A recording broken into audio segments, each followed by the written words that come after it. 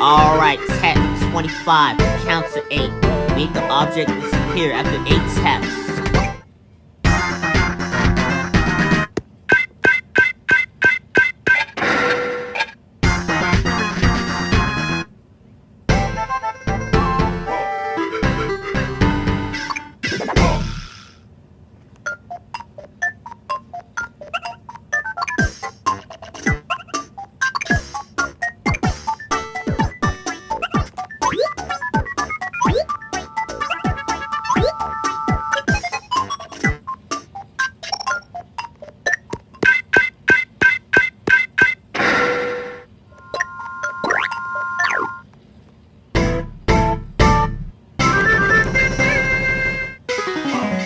There's another challenge to tap 4 taps, but this time we are dealing with 8.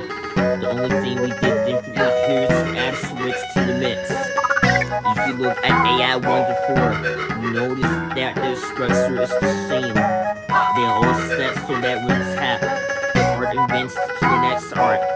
This gets repeated until you reach RD.